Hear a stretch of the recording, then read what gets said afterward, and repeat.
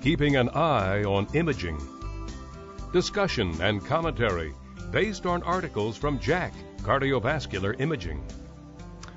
G'day and welcome to JACC Imaging. My name's Tom Marwick from Brisbane, Australia, and I'm here with David Pryor from St Vincent's Hospital in Melbourne and Jim Thomas from the Cleveland Clinic. We're going to be talking about a very interesting paper in this month's edition of JACC Imaging about early diastolic filling and untwist.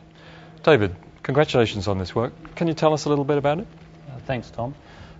We looked at the correlation between invasive measures of diastolic function done with a Miller catheter and untwisting measured using speckle tracking echo. And essentially what we found was there was really quite a close relationship between those measures of early diastolic filling and the early untwisting. We also tried to look at whether measures of sort of later diastolic function, such as stiffness, were at all related to untwisting, and really found that there was no relationship there. So it appeared that the untwisting was potentially quite important in early diastolic filling and the generation of interventricular pressure gradients. That's very interesting. I guess really we've been focused on late diastolic phenomena in the measurements we've done so far. So do you think this is going to be of clinical merit? I think that that early diastolic untwisting is important in setting up the suction that happens in early diastole. And when we combine that with some of our other work looking at changes in torsion with exercise, it suggests that the ability to maintain that untwisting and that suction with exercise is very important in exercise tolerance, particularly in older patients. Very interesting. Jim, thank you very much for writing the editorial that came with this. This is very familiar territory for you, I guess, from animal models. Yes. What are your feelings about how important this is in the clinical setting?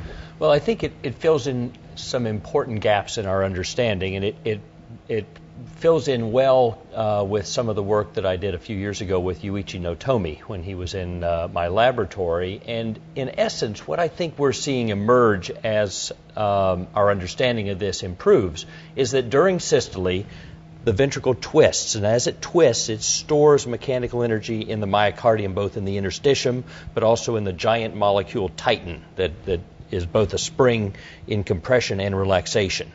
And then the earliest phenomenon that occurs at the end of systole is this abrupt untwisting. And you find the ventricle loses about half of its twist or torsion between aortic valve closure and mitral valve opening. And that is what really drives the intraventricular pressure gradient and dictates what the relaxation time constant tau is. And I think this is really where David's study factors in, as he could show directly the relationship between untwisting and the relaxation time constant tau. That's very interesting. Do you think there are therapeutic implications from this? Well, there are certainly drugs that you could imagine that would have primary lusitropic properties. There are certainly drugs that increase relaxation, but they usually do it at the expense of inotropy. And so trying to find a drug that is specific to the lusitropic aspect of this that would cause this untwisting to occur more quickly. I think there are also some very simple things that can be done, because one of the leading causes of delay in untwisting is left ventricular hypertrophy. So anything that will regress LV hypertrophy, be it aortic valve replacement or treatment of hypertension or treatment with an ACE inhibitor or something like that, may indirectly contribute to earlier untwisting.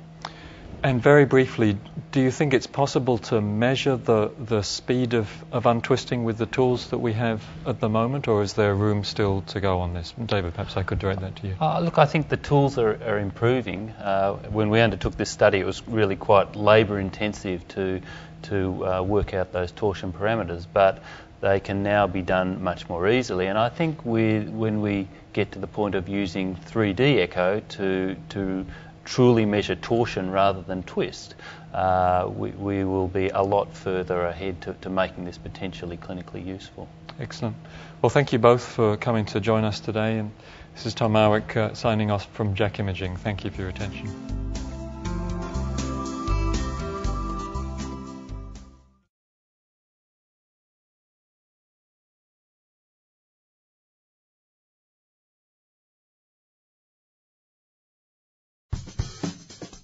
Have a question or comment about a CBN story? Send us an email at cbnfeedback@acc.org.